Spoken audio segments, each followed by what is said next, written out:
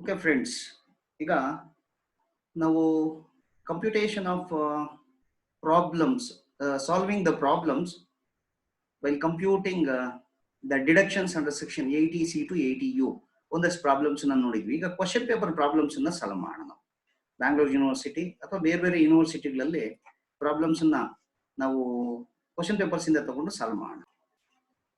This is the problem given in Bangalore university for section B. Section ಬಿಗೆ 6 ಮಾರ್ಕ್ಗಳಿಗೆ previous year question papers ಇದು. Mr. Tarasu having GDA of 5 lakh rupees for the financial year 18-19 furnishes the following information. Deposited 50,000 in tax saver deposit in the name of major son in nationalized bank. Next, paid 50,000 rupees towards premium on life insurance premium on his married daughter against policy amount of 20,000. Then purchased approved long-term infrastructure bonds for 25,000. Contributed 1 lakh rupees to PM National Relief Fund. Donated 20,000 rupees to a government recognized institution for scientific research. His gross total income does not include any income under the head profits and gains of business and profession. So idu problem ನಾವು answer ಮಾಡಬೇಕಾಗುತ್ತೆ. ಇಲ್ಲಿ calculate ಮಾಡಕ್ಕೆ ಹೇಳಿರೋದು ಏನು ಅಂತಂದ್ರೆ, compute total income of mister Tarasu for the assessment year 19-20. ನಾವು ಇಲ್ಲಿ ಕೆಲವೊಂದು ಡಿಡಕ್ಷನ್ಸ್ ಇದೆ. 80 ಇಲ್ಲಿ 80C ಇಂದ 80 ವರೆಗೂ ಕ್ಯಾಲ್ಕುಲೇಟ್ ಮಾಡ್ತಾ ಹೋಗೋಣ.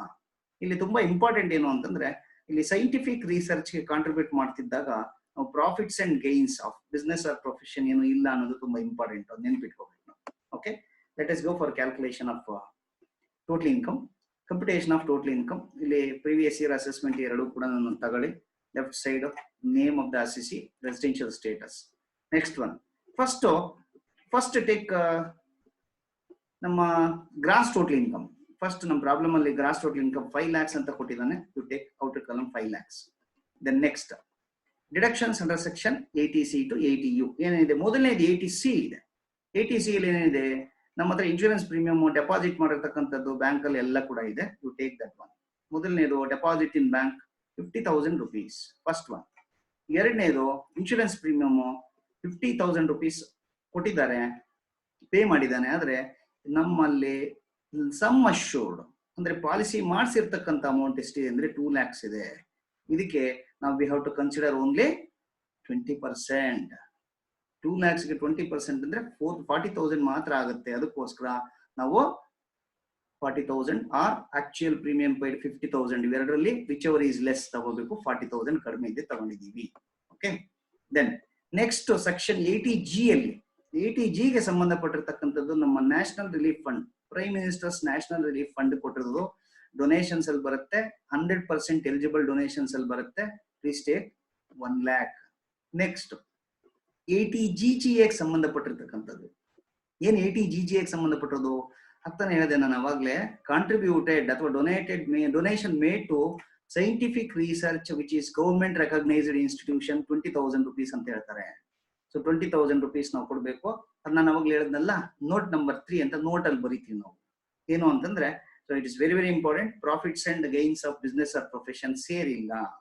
Okay, next we have to ಮುಗೀತು. ನಮ್ಮ ಪ್ರಾಬ್ಲಮ್ ಅಲ್ಲಿ ಇರ್ತಕ್ಕಂಥದ್ದೆಲ್ಲ ಆಲ್ಮೋಸ್ಟ್ ಅಲ್ಲಿ ತಗೊಂಡಿದೀವಿ ನಾವು. ಇಲ್ಲಿ purchased approved long term infrastructure bonds ಅಂತ ಇದೆ. This is not to be consider anywhere. ಎಲ್ಲೂ ನಾವು ತಗೊಳಕ್ ಹೋಗ್ಬಾರ್ದು. ಓಕೆ, ಇದು ನೆನ್ಪಿರ್ಬೇಕು ನಮ್ಗೆ, very very important. So then total deductions under section 80C to 80U. ನಮ್ಮಲ್ಲಿ 80C ಒಂದಿತ್ತು, 80G ಒಂದಿತ್ತು, 80GG ಒಂದಿತ್ತು. ಈಗ ಟೋಟಲ್ ಮಾಡಿ ಇನ್ನರ್ ಕಾಲಮ್ ಅಲ್ಲಿ ಟೋಟಲ್ ಮಾಡಿದ್ರೆ ಇಟ್ ಬಿಕಮ್ಸ್ 2,10,000. ಈ 5 lakhs ಇಂದ 2,10,000 ಮೈನಸ್ ಮಾಡ್ಕೊಂಡ್ರೆ ನಮ್ಗೆ ಆನ್ಸರ್ ಬರುತ್ತೆ total income or total taxable income. It is 2,90,000. ನಾನು ಹೇಳಿದೆ ಮೊದಲನೇದು, deduction is not available for purchase of infrastructure bonds. Note number 1, infrastructure bonds ಇಲ್ಲಿ ಮೇಲೆ ನಾವು ನೋಡಿದ್ವಿ ನಾವು. ಸೊ ಇದಕ್ಕೆ ನಾವು ಯಾವುದೇ ರೀತಿ ಡಿಡಕ್ಷನ್ಸ್ ಬರಲ್ಲ. ಮೊದಲನೇ ನೋಟ್ ಬರಲಿ.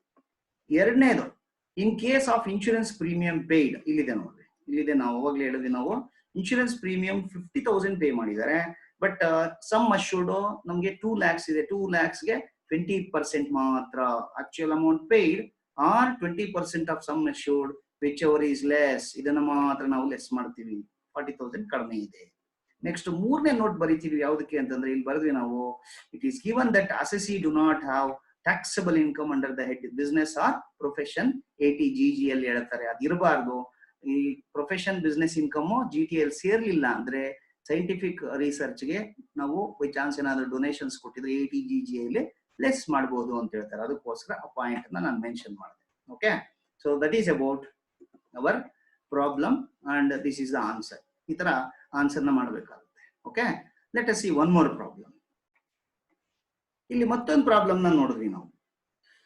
ಮಿಸ್ಟರ್ ಅಜಿತ್, ಇದು ಕೂಡ it is taken from one question paper. Mr. Ajit has GTI of 7 lakhs for the previous year 2018-19 and the following particulars are given. First one, LIP, life insurance premium on own life 70,000. Second one, amount invested in mutual funds of UTI 45,000. Interest on loan taken for higher education of his daughter 30,000.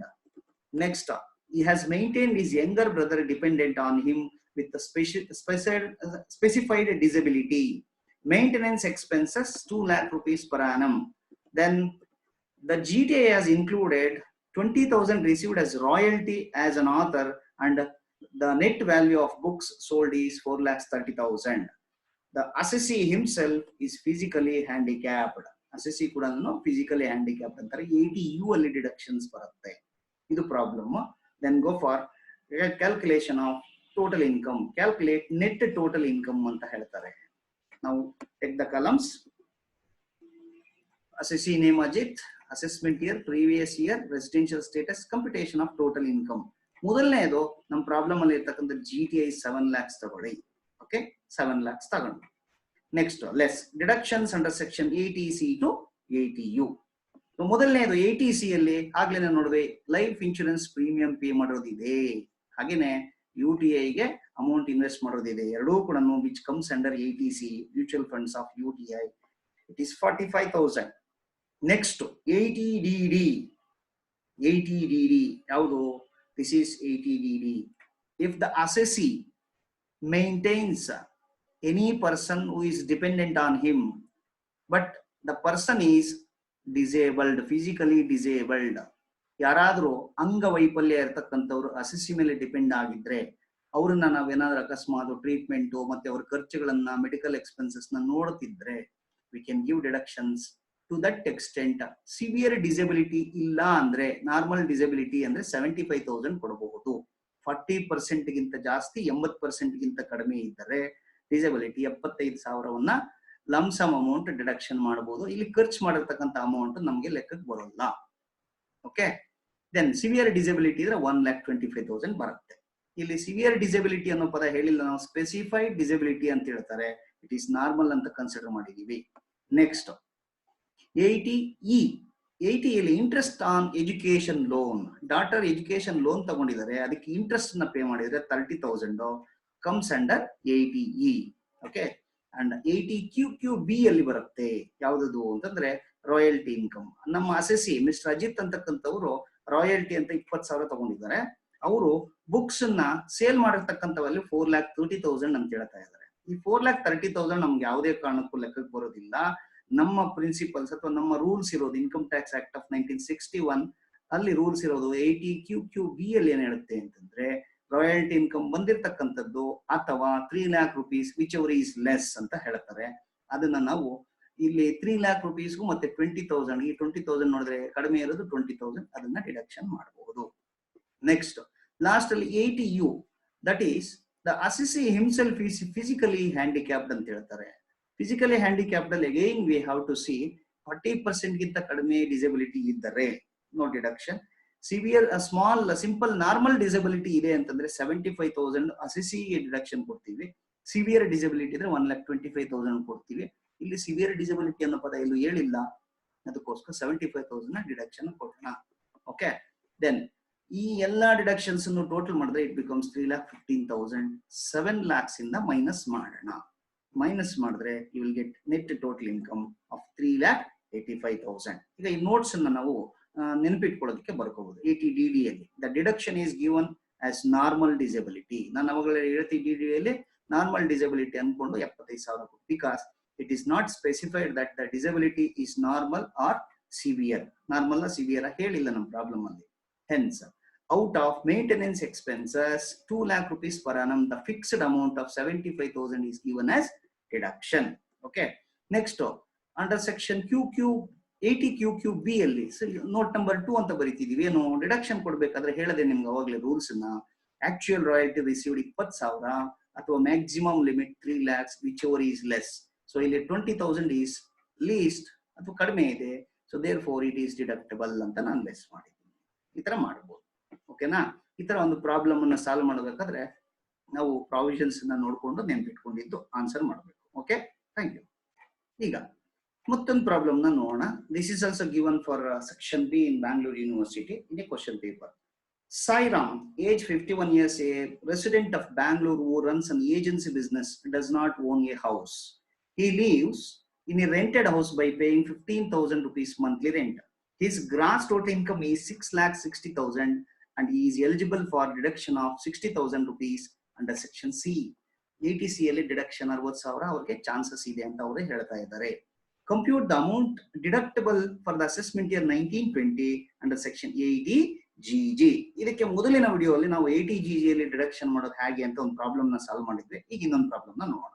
80GG ಅಲ್ಲಿ ನಾವು deductions ಮಾಡಬೇಕು ಅಂತಂದ್ರೆ V have to calculate ಒಂದು 4 or 5 items ನ calculate ಮಾಡ್ಕೋಬೇಕು. So ಅದನ್ನ ಮಾಡ್ಕೊಂಡ್ರೆ problem ಮಾಡೋದಕ್ಕೆ ಈಸಿ ಆಗುತ್ತೆ. ಆಮೇಲೆ ಪ್ರಾವಿಷನ್ಸ್ ನ ಅಪ್ಲೈ ಮಾಡೋಣ. ಮೊದಲನೇದು ಸ್ಟ್ಯಾಚ್ಯುಟರಿ ಲಿಮಿಟ್. ಮೊದಲನೇದು statutory limit 5,000 rupees per month ಇರುತ್ತೆ. 12,000 ಗೆ 60,000. ನೆಕ್ಸ್ಟ್ ಆಕ್ಚುಯಲ್ ರೆಂಟ್ ಪೇಯ್ಡ್ ಎಷ್ಟು ಅಂತ 15,000 rupees per month ಅಂತಾರೆ. 15,000 into 12 months it becomes 1,80,000. Next adjusted GTI ಅಂತ ನಮ್ಗೆ GTI 6,60,000 ಇದೆ. ಅಡ್ಜಸ್ಟೆಡ್ GTI ಅಂದ್ರೆ 80GG ಅಲ್ಲಿ ಬಿಟ್ಟು ಉಳಿದಿರ್ತಕ್ಕಂಥ ಎಲ್ಲಾ ಸೆಕ್ಷನ್ಸ್ 80C ಇಂದ 80U ವರೆಗೂ ಇರ್ತಕ್ಕಂಥ ಎಲ್ಲ ಡಿಡಕ್ಷನ್ಸ್ ನ ಲೆಸ್ ಮಾಡೋದು. ಇಲ್ಲಿರ್ತಕ್ಕಂಥದ್ದು 80C 60,000 ಅಂತ ಚಿಕ್ಕದಾಗಿ ಹೇಳ್ತಾರೆ, ಅದನ್ನ ಮೈನಸ್ ಮಾಡ್ಕೊಂಡು we will get 6 lakhs. Then 25% of adjusted GTI ಬೇಕು. 6 ಲಕ್ಷಕ್ಕೆ 25% it becomes 1,50,000. Then 10% of adjusted GTI. So 6 ಲಕ್ಷಕ್ಕೆ ನಮ್ಗೆ 10% ಅಂತಂದ್ರೆ ಅಗೈನ್ 60,000 ಬರುತ್ತೆ. ಓಕೆ, 6 ಲಕ್ಷಕ್ಕೆ. ಓಕೆ, ನೆಕ್ಸ್ಟ್ ಇನ್ನೇನ್ ಬೇಕು ನಮ್ಗೆ? Computation of total income. Computation of total income. Total income calculate ಮಾಡ್ತಾ ಹೋಗೋಣ. ಅದರಲ್ಲಿ ನಮ್ಗೆ ಚೆನ್ನಾಗಿ ನೆನಪಿರ್ಬೇಕು ಪ್ರಾವಿಷನ್ಸ್ ಯಾವ್ಯಾವ್ದು ಅಪ್ಲೈ ಮಾಡಬೇಕು. ಪ್ರಾವಿಷನ್ಸ್ ಚೆನ್ನಾಗಿ ನೆನಪಿರ್ಬೇಕು. ಮೊದಲನೇ ಪ್ರಾವಿಷನ್ ನಮ್ಮ ಹತ್ರ 3 ಪ್ರಾವಿಷನ್ ಇದೆ. Least of the following is deductible. ಆ 3ರಲ್ಲಿ ಯಾವ್ದು ಕಡಿಮೆ ಇದ್ರೆ ಡಿಡಕ್ಟ್ ಮಾಡಬಹುದು. ಮೊದಲೇದು statutory limit of 5,000 rupees per month ಎಷ್ಟದು 60,000 ನಾವು ಇಲ್ಲೇ ಕ್ಯಾಲ್ಕುಲೇಟ್ ಮಾಡಿದ್ವಿ. ದೆನ್ ಎರಡನೇದು 25,000 ಆಫ್ ಅಡ್ಜಸ್ಟೆಡ್ GTI. ಸೊ ಅದನ್ನು ಕ್ಯಾಲ್ಕುಲೇಟ್ ಮಾಡಿದೀವಿ. It is 1,50,000. ಮೂರನೇದು excess of rent paid over 10% of adjusted GTI. Rent paid minus 10% of adjusted GTI 1,20,000 ಬರುತ್ತೆ. ಯಾಕೆಂದ್ರೆ ರೆಂಟ್ ಪೇಯ್ಡ್ 1,80,000 ಇದೆ, ಅಡ್ಜಸ್ಟೆಡ್ GTI 60,000 ಇದೆ, ಮೈನಸ್ ಮಾಡಿದ್ರೆ 1,20,000 ಬಂತು. ಸೊ ಇದರಲ್ಲಿ ಕಡಿಮೆ ಯಾವ್ದಿದೆ? ಮೂರಲ್ಲಿ ಕಡಿಮೆ ಇರತಕ್ಕಂಥದ್ದು ಇಟ್ ಈಸ್ 60,000. ನಾವು ಯೆಲ್ಲೋ ಕಲರ್ ಅಲ್ಲಿ ಶೇಡ್ ಮಾಡಿದೀವಿ. ಇಲ್ಲಿ ಬರದೆ answer. Hence the amount of deduction available under section 80GG is 60,000. That's all. Okay, ಇದು ನಮ್ಮ ಪ್ರಾಬ್ಲಮ್ ಅನ್ನ ನಾವು ಸಾಲ್ವ್ ಮಾಡ್ತಕ್ಕಂಥ ವಿಧಾನ. ಸೆಕ್ಷನ್ ಬಿ ಗೆ ಕೊಟ್ಟರೆ 80GG ಅಲ್ಲಿ. Let us see one more. ಇದು ಕೂಡ ಎಕ್ಸಾಮ್ ಒಂದ್ಸಲ ಕೊಟ್ಟಿರ್ತಕ್ಕಂಥದ್ದು. ಸೆಕ್ಷನ್ ಬಿ ಗೆ ಎಷ್ಟು ಚೆನ್ನಾಗಿದೆ ಅಂತ. Rohan is aged 45 and his father is aged 65 years. Rohan has taken a medical cover for himself and his father for which he pays insurance of 30,000 and 35,000 rupees respectively. ರೋಹನ್ಗೆ 30,000, Rohan ಅವ್ರ father ಅವ್ರಿಗೆ 35,000 medical insurance claim ಅನ್ನ ಕೇಳ್ತಾ ಇದ್ದಾನೆ, pay ಮಾಡಿದೀನಿ ಅಂತ. What would be the maximum amount he can claim by way of deduction under section 80D for the financial year 18-19. 80D ಅಲ್ಲಿ deduction ಎಷ್ಟು ಬರುತ್ತೆ ರೋಹನ್ಗೆ ಅಂತ. Very simple problem. 80D ನೆನ್ಪಿರ್ಬೇಕು ನಮ್ಗೆ. 80D ಅಲ್ಲಿ ಅಸೆಸಿ ಏನಾದ್ರೂ ಬಿಲೋ 60 years ಆಗಿದ್ರೆ 25,000 ಅನ್ನ ನಾವು ಅಲೋ ಮಾಡ್ತೀವಿ. ಅಸೆಸಿ ಫಾದರ್ 65 years ಅಂತಾರೆ. It is senior citizen, more than 60 years. ಅದಕ್ಕೋಸ್ಕರ ಅವ್ರಿಗೆ ನಾವು ಡಿಡಕ್ಷನ್ 50,000 ಕೊಡ್ತೀವಿ. ಬಟ್ ಇಲ್ಲಿ ಅವರು 35,000 ಕೊಟ್ಟಿದ್ದಾರೆ. So therefore we can give only 25,000 plus 35,000, 60,000 ಕೊಡಬಹುದು. This is what the answer is. Under section D, Rohan can claim up to 25,000 rupees for the premium paid on his policy. ಅಷ್ಟೇ ಅಲ್ಲ, As for the policy taken for his father, who is a senior citizen, Rohan can claim up to 50,000. 50,000 claim ಮಾಡಬಹುದು rules ಪ್ರಕಾರ. In the given case, ಈ problem ಅಲ್ಲಿ the deduction is 25,000 and 35,000. ತಂದೆಗೆ 35,000 ಮಾತ್ರ ಕಟ್ಟಿದ್ದಾರೆ, 50,000 ಕಟ್ಟಿಲ್ಲ, ಅದಕ್ಕೆ 35. ಅವ್ರಿಗೆ 30,000 ಕಟ್ಟಿದ್ರು ಕೂಡ it is only available up to 25,000. Therefore, total deduction he can claim for the year is 60,000 rupees. Okay, ಈ ತರದೇ ಇನ್ನೊಂದು ಪ್ರಾಬ್ಲಮ್ ಇದೆ. ಈ ತರದ ಇನ್ನೊಂದು ಪ್ರಾಬ್ಲಮ್ ನಾನು ನೋಡೋಣ. See, this is given one more examination. ಇನ್ನೊಂದು ಪ್ರಾಬ್ಲಮ್ ಅಲ್ಲಿ ಎಕ್ಸಾಮ್ ಅಲ್ಲಿ ಕೊಟ್ಟಿರ್ತಕ್ಕಂಥದ್ದು. Mr. TP Kailasam, an individual, make payment of health insurance premium to general insurance company in an approved scheme. Premium paid on his health 1 lakh rupees and his spouse 15,000 rupees during the year 18-19. ಅವರ ಒಂದು life policy ಮೇಲೆ 1 lakh ಮತ್ತೆ ಅವರ wife spouse ಅಂದ್ರೆ wife 15,000 rupees policy amount ಅನ್ನು ಕಟ್ಟಿದ್ದಾರೆ. He also paid a health insurance premium of 25,000 rupees on his father's health. So Kailasam ಅಂತಕ್ಕಂಥವ್ರು ಅವ್ರ ತಂದೆ ಹೆಲ್ತ್ ಮೇಲೆ 25,000 ಪೇ ಮಾಡಿದ್ದಾರೆ. who is a senior citizen and not dependent on him. Senior citizen ಅವರು 50,000 claim ಮಾಡಬಹುದು, ಆದರೆ ನಾಟ್ ಡಿಪೆಂಡೆಂಟ್ ಆನ್ ಹಿಮ್ ಅಂತಾನೆ, dependent ಆಗಿದ್ರೆ ಮಾತ್ರ. ಆಮೇಲೆ the payments have been made in cash. ನಮ್ಗೆ ಇಲ್ಲಿ ತುಂಬಾ ಚೆನ್ನಾಗಿ ನೆನಪಿರ್ಬೇಕು, ಕ್ಯಾಶ್ ಅಲ್ಲಿ ಪೇಮೆಂಟ್ ಕೊಟ್ರೆ ಡಿಡಕ್ಷನ್ ಸಿಗಲ್ಲ, ಚೆಕ್ ಆರ್ DDL ಮಾತ್ರನೇ ಕೊಡಬೇಕು.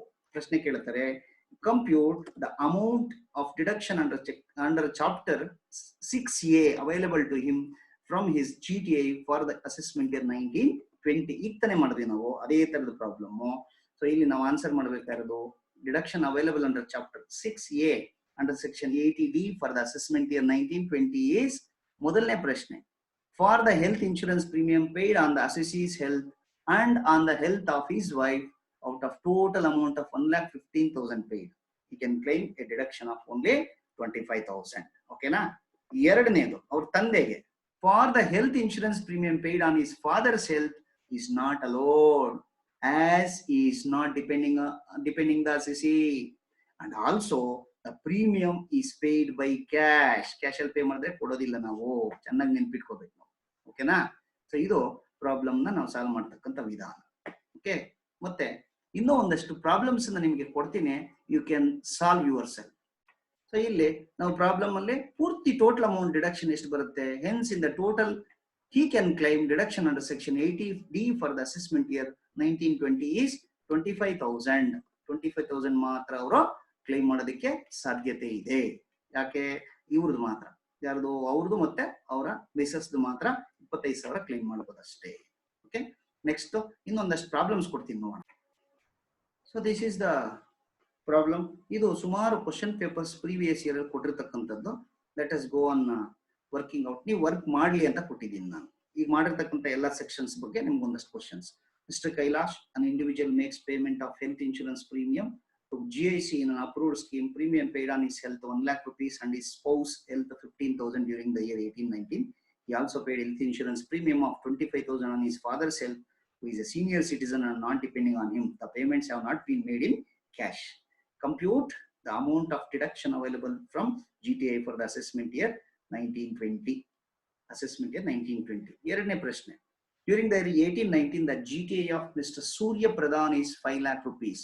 He has made the following payments during the year: 12,000 rupees for his life insurance premium on his life, then 8,000 life insurance premium on his wife's life, 12,000 rupees medical insurance premium on his own health. Compute his taxable income for the assessment year 19-20. So one more problem ನೋಡೋಣ. Calculations ಮಾಡಿ ಪ್ರಯತ್ನ ಮಾಡ್ರಿ, ನಿಮ್ಗೆ easy ಆಗುತ್ತೆ. The GTA of Mr. Reddy for the previous year 18-19 is 7,25,000. He is living in a rented house and paying a rent of 4,000 rupees per annum. Compute his total income 80GGA. Then Mr. Yashwanta is an unmarried individual who is physically handicapped, certified as severely disabled. His gross total income during the previous year 18-19 amounted to 2 lakh rupees. He does not own any house. He lives in a rented house paying a rent of 1,500 rupees per month. Compute his taxable income for the assessment year 19-20. ಇನ್ನೊಂದು problem ನಾನು. Compute the total income of Mr. Suresh, aged 70 years, for the assessment year 19-20. His business income is 1,32,000. He deposited 70,000 rupees in PPF and purchased NSE 8 issue for 50,000 rupees. He paid interest on loan taken from a financial institution for his grandson's higher education of 1,20,000. He spent 40,000 rupees on medical treatment of a disabled dependent. He invested 30,000 rupees in long-term infrastructure bonds. Then, one problem is following information is obtained from Mr. X, a disabled person. Salary income 4,30,000. He deposited 20,000 rupees in URPF, 20,000 rupees in PPF, and paid tuition fees of his son 18,000 rupees. He deposited 25,000 rupees in pension fund of LIC of India. He paid interest of 15,000 rupees on loan taken from financial institution for his higher education. He donated 20,000 rupees to National Children Fund. Compute his total income for the assessment year 1920, assuming he is partially disabled. ಇದು problem. ನೀವೆಲ್ಲ ಪ್ರಯತ್ನ ಮಾಡಿ ಕಲ್ತ್ಕೊಳ್ಳಿ ಅಂತ ಹೇಳ್ಬಿಟ್ಟು ಎಲ್ಲ sections ನಾವು cover ಮಾಡೋದಕ್ಕೆ ಕೊಟ್ಟಿದ್ದೀನಿ. Okay, all the best.